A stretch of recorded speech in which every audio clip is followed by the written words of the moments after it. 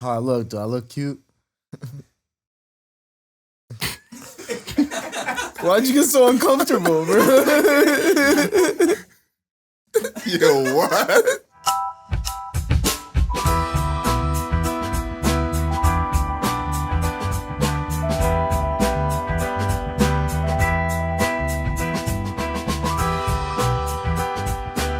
Now here in the cut, we challenge our guests to finish a tub of ice cream before the end of the conversation.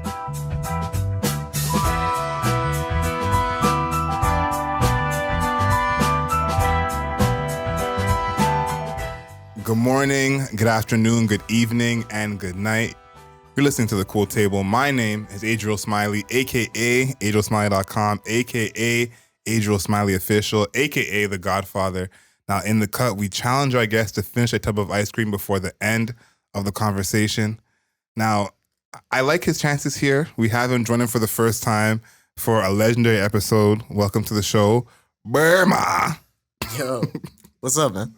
I'm happy to have you here, man. Yo, thanks, man. I'm really actually so happy to be here. No, this is a legendary episode. Talk about the ice cream flavor you chose. You might be the person I align with the most in terms of their flavor choice. Heard you. So I went with the Reese's peanut butter and chocolate, but I went with the vegan one because, I have the curse of being lactose intolerant. So gotta play a smart game. You feel me? Yeah, can't have your tummy twerking. Yo, tummy twerking is crazy, first of all. But also, people like us, we be in motion and I can't spend time. Yeah. You know what I mean? Like, Yeah, you can't be in between places needing to... Yeah, it just doesn't work. It's not a recipe for success. Yeah, I have a story that I'll tell on another podcast, but a friend, she had her tummy twerking at her boyfriend's house, and she had a bunch of issues with the toilet, and you just don't want that. Let's just say that. You just don't want those problems, so I think you made the right choice here. How do you feel about your chances? Because that looks absolutely devious. Honestly, I think if I had a metal spoon, it would have gone up much higher. But I'm dealing with the cardboard spoon. You feel me? So that's gonna cut into my time a little bit. But you know what? Not an accident. We're gonna figure it out.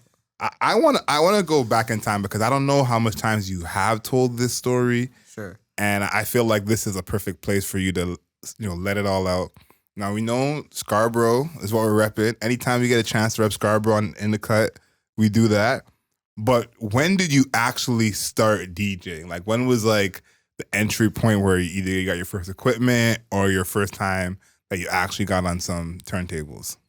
So before I was DJing, I was a part of this art collective already, and it was filled with like a lot of dancers, like street dancers, and also DJs and producers, and just like a bunch of creatives in the city. It's called Lost is Found.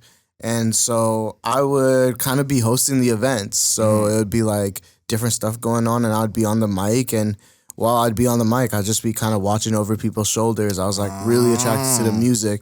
And I've always been attracted to playing music. That's always been me, if you really know me from time. But that was like my opportunity to have an entry point, And so I just asked my friends if they would teach me and they were down. And this is in like 2017, I want to say, like around them times.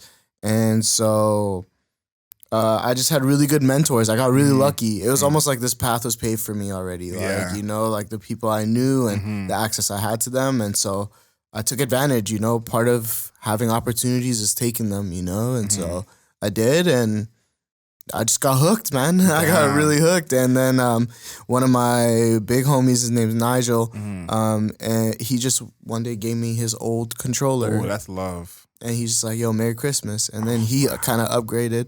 And so it was like just a small little controller, but it was enough for like me to practice off a shitty laptop, off all that, But I was just really addicted to it, bro. Like when I first got a controller, for the first like 3 weeks, I played like 4 hours every night, bro. Damn. I'll come home from school, come home from work, doing whatever, family function.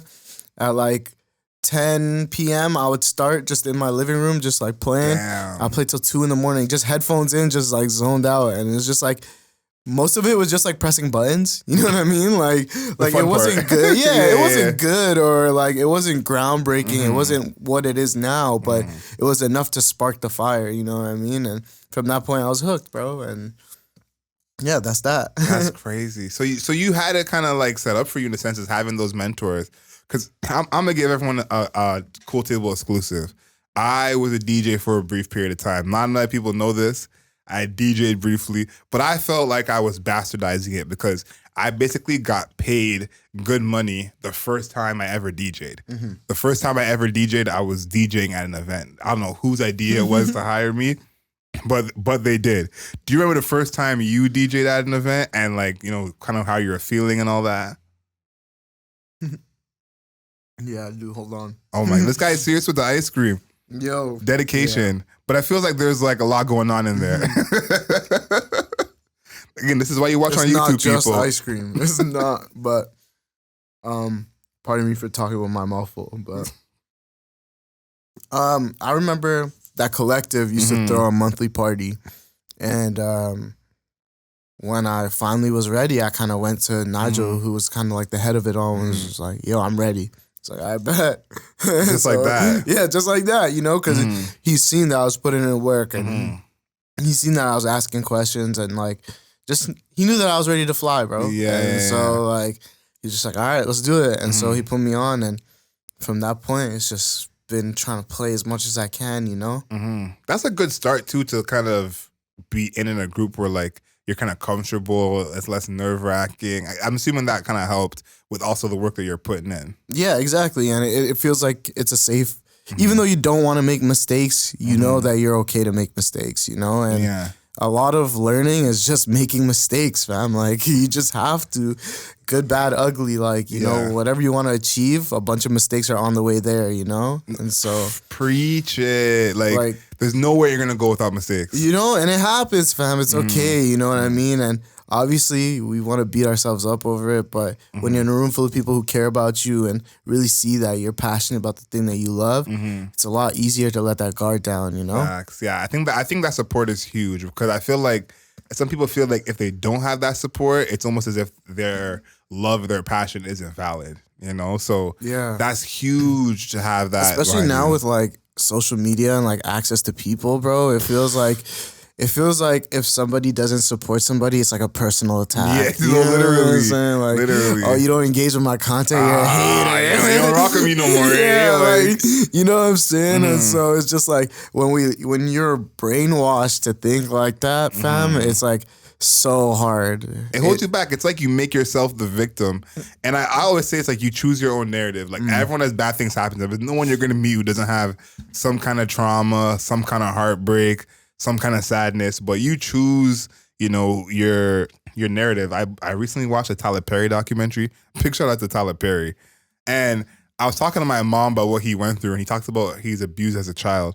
And listen, anyone who grows up Jamaican, you're gonna get beats. Everyone knows that. So when Jamaicans hear the word abuse, we take it lightly. Respectfully, we take it. We're like, is it really as bad as they say it is? You know, come to find out, it was way worse than we thought. But that's not something that has to become a part of someone's narrative. So you see that someone can be positive even through a negative. Was there a time when you started out where you were kind of like, I don't know about this. Is this gonna work out? Like, because obviously everyone sees you now, and it's crazy to think of that. But was there a time early when you were kind of like, maybe I'm not so good, or maybe it's not gonna work out? Early, bro. It's still recently, fam. Like, I can't lie to you, bro. Like that's a feeling that you're never gonna shake because you care about what you do. Facts. You know what I'm saying? Like, no matter, like, you may get to a point where you feel confident, where you know everything's gonna go well, but in that back of your head, bro, you know that there's that feeling, there's that lingering feeling, and it's because you care. Yeah. You know what I mean? And so, like, when you feel that way, you always want to improve. You always want to do better, you know? And so, but yes, also, at the beginning times, I was just like, you know, am I going to be known as the DJ? Like, that is an identity that you have to take on. You have to, Like, to be branded, you know what I'm saying? And, like, you have to forge your identity in that. You can either run from it, which is okay. You know, it's not meant for everybody. And that's, you know what I'm saying? But there's some people who really lean into it, you know what I mean? And you can kind of right now in the city see that there are a lot of people who have really leaned into the identity of, like, okay, I'm a DJ. I'm nice. You know, not only am I a DJ, I'm nice. Yeah, no, we have a lot of nice DJs. Like 100. I was gonna say, like, It's this joke that I have with some people. It's like, for sure, there's a lot of girls who know the famous rappers, but it's almost like a sub level of like the girl who follows all the DJs. Yeah. You know, but we have a lot of nice DJs in this city. Like, is there anyone in particular who you feel like is not getting the love, or a group of them? Because I do think that the DJs are celebrities in their own right in the city, because they make the party. Like, you know, you talked about the 4 months off camera that make this city. Y'all are the lifeblood of that 4 months. So who are the people that you look to of DJs in the city? I think that I'm really blessed to be surrounded by so many hardworking and talented DJs. Like, I think so many of us are so different in our styles, but so similar in our mindsets, you know? And so that makes it a lot easier. It feels like wherever you go, you have somebody, you know? And usually you're doing these gigs with them. Facts. You know, so you're going to be talking, you're going to get to know people, like you figure people out type. And so I think that when it comes to things that are not getting shine, I think, okay, the way I'm going to word this is that people need to step outside of their comfort zone for when it comes to what they're willing to listen to. Because some of the best DJs in the city don't play genres that are popular. Facts. You know what I mean? Like, when you think of good DJs, you only think of DJs that you would listen to or that you hear. But the scope, the scale of sounds that exist in the city is incredible, you know, at a high level. You know what I mean? Like, whatever nook, corner of the music spectrum you want to exist in, Toronto has it. Yeah, facts. It has it at a high level. That's a good point. That's a good point. So it's not just the familiar faces that play familiar sounds, which we still have at a high level. Don't get me wrong. There's so many people who are rocking the city right now. But even in genres that you don't think of. Killing it. Yeah. You know what I mean? That's the Toronto thing I love about the city. Like, I feel like you could really have your home anywhere in the city. Like, certain towns, certain places, like, okay, if I'm into this thing, I'm toast. There's no way I'm going to find someone. In Toronto, it's like, basically anything you're into, music-wise especially, there's a place for you. Now, the one thing I love about Toronto, and I'm sure you've seen this a million times, is our love for dancehall. Yeah, of The course. way Toronto loves dancehall warms my heart every time. Because I know barely people never been to no island, don't know nothing about nothing, but anytime a dancehall song comes on, it's the sound of the city, bro. It's the backbone. We can never shake it. It's in our blood. You know what I mean? Like, no, that's how I feel. Like, no, it's a part of us. It's a part of us, and I feel like, you know, when Taliban's was the song of the summer, I remember hearing people who didn't know that song, and I went to, I think it was Manifesto, and it played during Manifesto, and they're all partying and whatever before Amine came on, and half the crowd lost their shit, and a couple of them were kind of like, "What song is this?" Is there any song that you've had experience with where you're assuming everyone's gonna know it, and then you play it and you're kind of like, I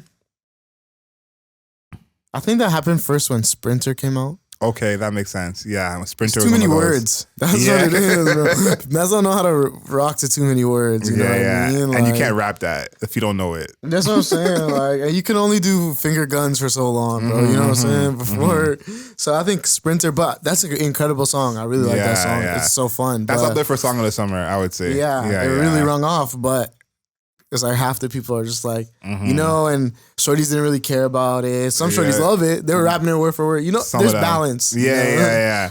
I think my philosophy always when I see a DJ kind of, you know, doo-doo in the bed, we'll say, is I think some DJs worry too much about appeasing everyone. And I say there are very few songs that are going to appeal to everyone. You know, it's like you could play In the Club by 50 Cent. Everyone knows that song.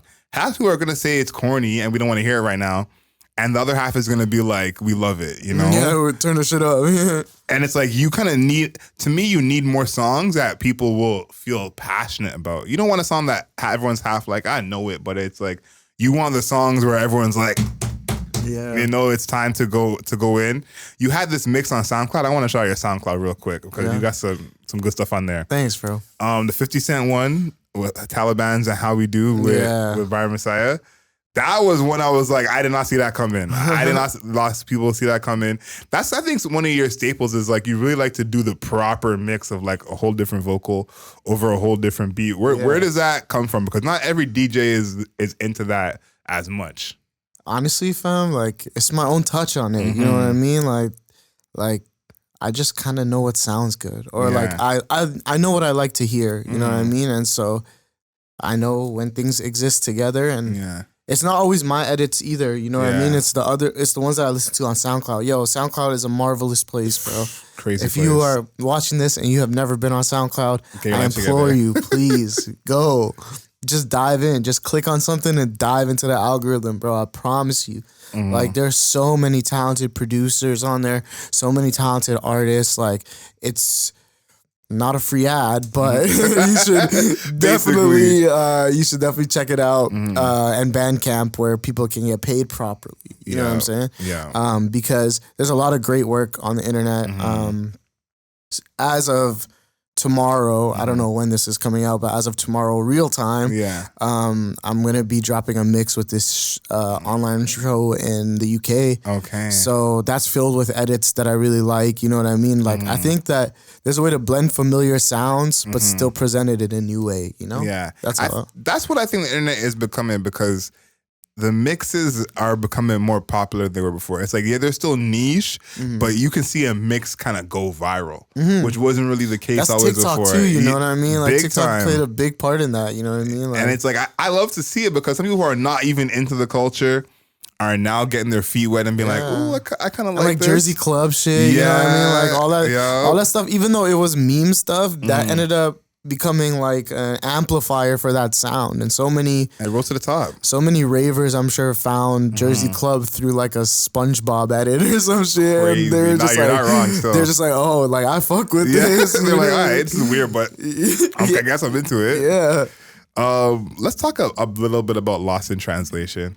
Lost in Rotation. Did I say Lost in Translation? Yeah, you did. Lost in Rotation, not Lost in Translation. If you Google that, you're not going to see what you need to see. Lost in Rotation. Yeah. This is a 10-week program. You say you got a couple weeks left? Yeah, 2 weeks left. So I guess around the time this comes out will be the last week of the program. Something like that. You guys have a showcase on the 16th of December at Lalo Brewery. Yes, we do. That's home base. Before we talk about any of the actual program, I want to talk about the video submissions. What were those like? Because you did say you got to submit a video to be eligible. I want to see some personalities. Yeah. So tell me, let's cut American Idol style. Talk about the ones that didn't make it. What did you see in some of those? There was no bad ones, bro. There was no bad ones. Like, one of the really valuable things about doing a program like this is people who apply want to be there. Yeah. So they're not gonna half-ass it, or they're not gonna whatever. And you know, I'll say thankfully, due to like the respect that they have, I'm sure, for my time as well as their own. You know, let's get straight to it. You know what I mean? And that's what a lot of them were. And I really like that, because I think putting a time limit on it and making it video, it really trimmed it. You know what I mean? Like, to people who are serious and people who would really commit to the program. And so that's kind of what it was, like a Jedi mind trick. You know what I mean? Like let's see who's really about it. You know, and any of my program participants can tell you that I really emphasize that in the program. Like, go get it, bro. Like, I basically I let them open for me, and shout outs to them. They're all so talented. They're all so incredible people. And let them open, and I literally just put it in the group chat. And the first 3 people to like it, it's like, all right, bro, you guys are opening. Or like in class, I'll be like, yo, put your hand up if you're free. I'm about to do it tomorrow, actually. They don't, when they see this, they can look back in real time. I'm about to do it tomorrow, because I play at Sorry Not Sorry on Friday with Phenomenal. And so I don't have any openers or anything. Yeah. So tomorrow in class, I'm going to be like, yo, is anyone free tomorrow? Damn. See whoever puts their hand up, and then Friday they'll be opening. You know what I mean? That type of stuff, you know, like keep it fresh for them. Keep it like, you know, make sure they're on it. You know what I mean? See who really wants it. Because that's really what it is, right? Like, because this program, although it comes off as a DJing program, it's also a program about how to make it as an artist. You know what I mean? Like, the connections that you need to make. What is a brand? What is all this stuff? Like, it's more than just DJing, although a lot of it is DJing, but it's also like life. How do you present yourself? Like, all that stuff, you know what I mean? In a space where other people are trying to figure out those same exact questions. And so you get to an answer quicker because everyone's working together, you know? It's like a mentorship. I can look at it like you're paying it forward. Like, you got the people that brought you in, kind of put you on. Yeah. You're paying it forward. Yeah. What were your expectations, you know, before you even got any submissions? You're going to start this program. What were you expecting? Because I like what you did when you did put that first video out, and you kind of were like, we're looking for people who are serious, who really want this. Yeah. But what were your expectations, just before? I had none, fam. Like, I was just like, I could either get 3 submissions or I can get 300, bro. Like, I had no idea what was going to happen. And I just put it out there. And that's, I think, one of the hurdles that I had to get over. I had to not perceive myself for a second. You know what I mean? Like, facts. Yo, I promise you, I posted that video. I tossed my phone, bro. I know. Yo, no cap. I can tell you exactly where I was sitting when I did that, bro. Because it's just like, that is so much perception right there. You know what I mean? And it was well received. It was really commented on. People really shared it a lot. And I'm thankful that I'll reach where it was supposed to go. But in that moment, oh my gosh, oh brother, I can imagine. And the thing is like, you don't usually do stuff like that. Yeah. And so like, when I'm watching it back and watching you talk, it's like, obviously you did a good job. It was cool. But I can just picture like what you're thinking while you're doing it. Like, it's just so foreign, Yeah. And it was cool, bro. And it kind of everything I wanted happened through the power of manifestation, let's say. You know what I mean? Because 100%. This is all ran through a grant. It's through Outreach. Yeah. So I basically manifested it by making a lesson plan, by writing my application. Like, that's basically what it is. I manifested it, and Outreach was like, all right, we believe in your manifestation. Go figure it out. You know what I mean? And so, shout out to them, because we need programs like that and people like that too. And they fund great programs. You guys should apply. If anyone in Toronto is watching this, Outreach is a great organization. From my experiences, can't speak for everybody, but me and the people that I know have had great experiences there. And so you should definitely holler at them. Because they fund great programming, and arts programming in Toronto is really important. So, needed. Yeah, we do 100%. So if you have the opportunity, go to Outreach, Google Outreach, go reach out to them and do something in your community and make an impact, because that's all we can do right now. 2 things that I talked to some of your students. Oh, word. and I wanted to figure out what the program was like, And one thing that really stood out to me was someone said that this really helped in their creative journey, and they were at a creative crossroads when they joined the program. And I feel like, you talked about how it's more than DJing. What are advice you would give to someone who's at a creative crossroads? Not even just a DJ, but they don't know if it's going to be a career for them. They don't know if this is where they want to go, because someone said to me that this really helped them kind of solidify their passion even more. So just if someone's in that spot, what advice do you have for them? Bro. I never heard that from them, so that's really cool to hear. It was great to hear. Trust your instincts, fam. Like, I know that sounds corny and whatever, like, I get it, but really that's what it is. Like, nobody knows you better than you, fam. Speak it. Who are you gonna listen to other than you, fam? Like, you know what I mean? Like, facts. I'm like, who knows you more than you? Like, that's simple, bro. And so if I tell myself something, chances are I should listen to that. You know what I mean? 100%. So that's kind of what it is. So if you have something inside you telling you like, nah, okay, this is what I'm on, then go chase that, bro. Like, are you gonna live with regrets in your casket or accomplishments? You know what I mean? Like, yeah, I have an auntie who's in her 90s. I think she's 95. God bless. Yeah, God bless for real. And whenever I talk to her, I look at all the problems that we think we have so differently, because the regrets or that we think we're gonna have or do or not do, she gives me this bird's eye view to be like, okay, just do the thing that you are worried about doing, or don't do this. And you talk about following your gut is like, you're not gonna sit at your deathbed in your 90s and be like, oh, thank God I didn't take that course. Berma would have ruined me. Like, there's no way you're gonna think that. So it's like, you're right. Follow that. Go through it. One thing I really wanted to highlight, and I feel like this is, I'm calling you the Steve Kerr of DJing right now, because this is a big gem. Word. Teaching people to DJ without any headphones. Oh yeah. and this person said to me, I feel so sharper than I ever would have been if I learned to DJ the proper way with headphones. And they said, now when I go to an event and someone hands me headphones, I look at them a little crazy. And so talk about that, because I think that's huge. That's funny. That's gonna be like my calling card. You know what I mean? Like, that comes from my coaching tree. Yeah. That's how I was taught. That's how my OGs taught me. They DJ vinyl. They DJ for breakdancing battles, and like they play like real good 90s real rap. cutting, You know what I mean? Real Mob Deep stab people music. You feel me? And that shit makes me feel good. That's like homely music for me, because those are the guys who really raised me in the scene. You feel me? And so when they first started playing, they'd be like, yo, make the mistakes out loud. And so that's pretty crazy. That's what I did. And that's what I was like, oh, okay, so this is what happened. This is what this sounds like. This, you know what I mean? Yeah. And especially because I was playing on vinyl at that time. And so it's just like, you learn a lot, because it's like vinyl's like driving manual. You know what I mean? It's like driving stick. You know what I mean? So it's a little bit different. So he's like, yo, make the mistakes out loud so everyone can hear it. Because even if I don't understand, I could look around the room and be like, okay, what did I do wrong there? What happened there? You know what I mean? And so that kind of just became ingrained in me. You know what I mean? Crazy. And then that just became what I did for the rest of forever. You know what I mean? And then so when it became my time to kind of pass the knowledge down, took what the OGs gave me and I give it back. You know what I mean? I think a lot of DJs would be better if they, learn to DJ like that. Because and I'm not saying this in a way, you know what I mean? Like, of course. It's just a lot of people are bedroom DJs. Yes. And that's okay, you know what I mean? But to play in your bedroom for like a mix online, it's very different than rocking a crowd. Very different. And there are DJs who can rock a crowd that can't rock a mix online. Like, it goes both ways, you know what I'm saying? But it's two very different skills. Two very different things.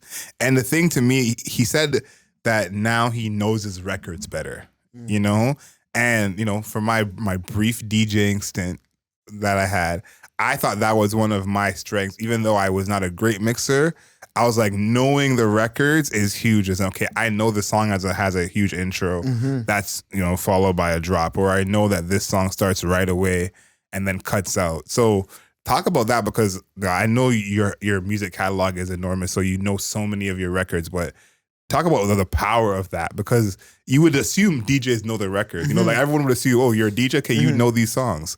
But talk about the power of that, because it's not everyone is like that.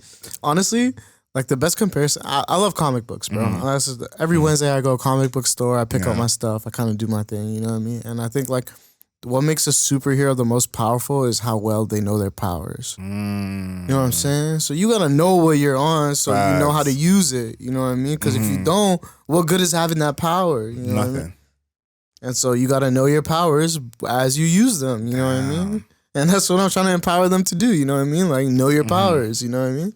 Know your powers that might be the Wednesday wisdom, because that's the bar right there. Knowing your powers. Yeah. Yeah. It's like it's like an extension of knowing your worth. Like, know your powers. Yeah, exactly. And there's so much power in that. You could help yourself. Yes.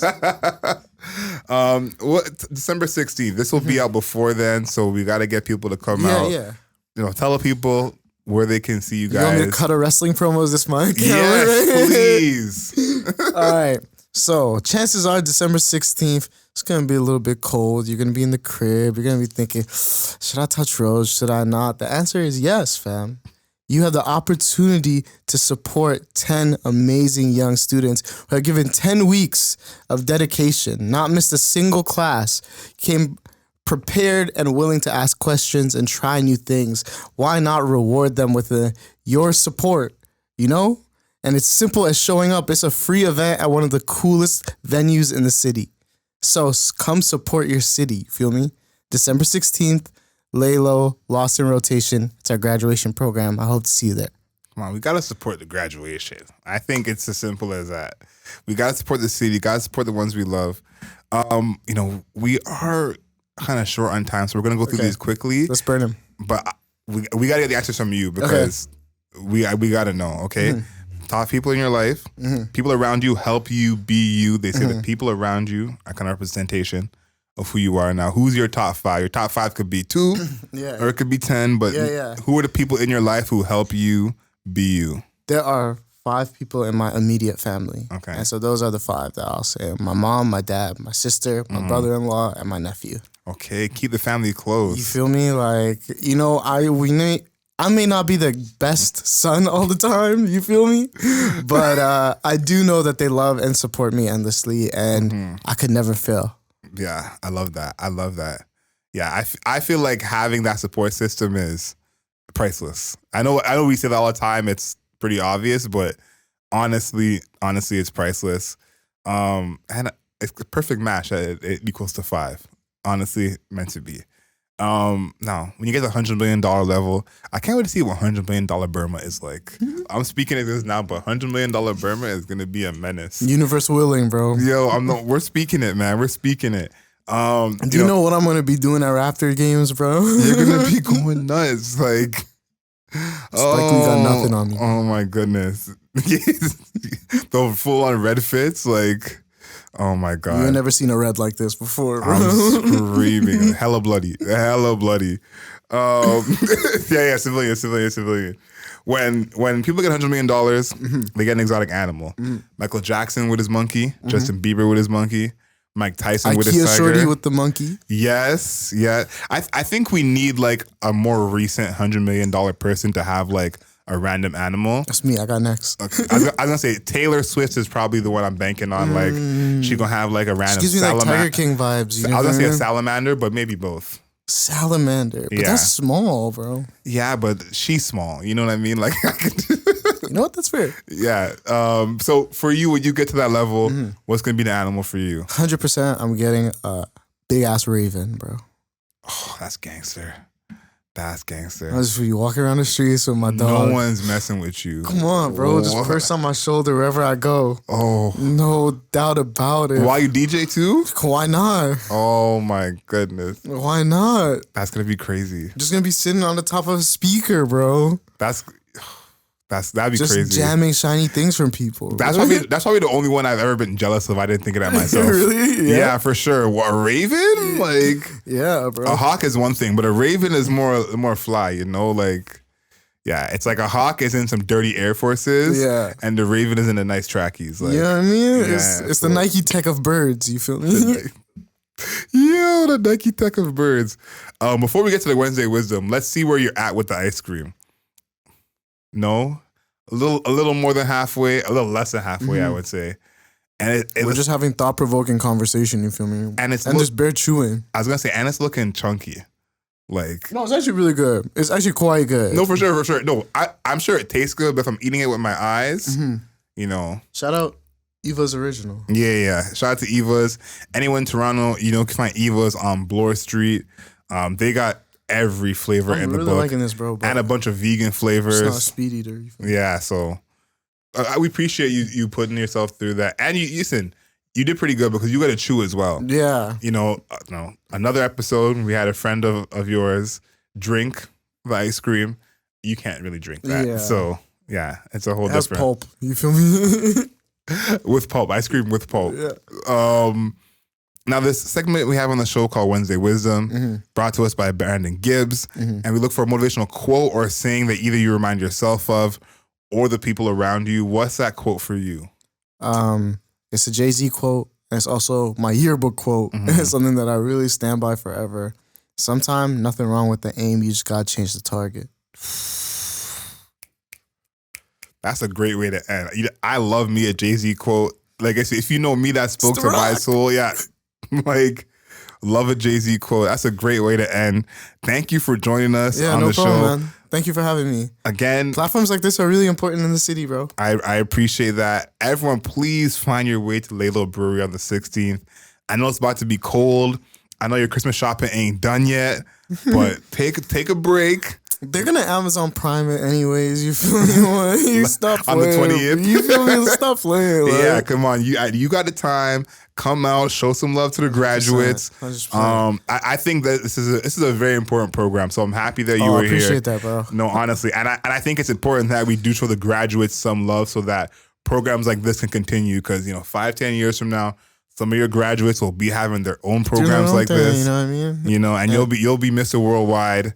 Hopefully, you know what I mean? Like, my thing is, I don't know when I'm going to do this again. I don't know if I'm going to do this again. So I'm taking full advantage and fully supporting the people who are doing it. If I choose to do it later, I'll do it later, you know? And it's very important, man. The city needs programs like this. Like, some people think DJing for a joke is not a joke. It's serious, bro. It's a part of the art form. It's very important. So I'm happy we got to have you here. Thank you, man. For anyone who made it this far in the podcast, you know what to do. Leave us a rating. Leave us a review. 5 stars, not a single star less, of course. Find us on Instagram at The Cool Table Live, on YouTube at The Cool Table Live, and, of course, canceling. Bring back bullying. Know yourself. Know your worth.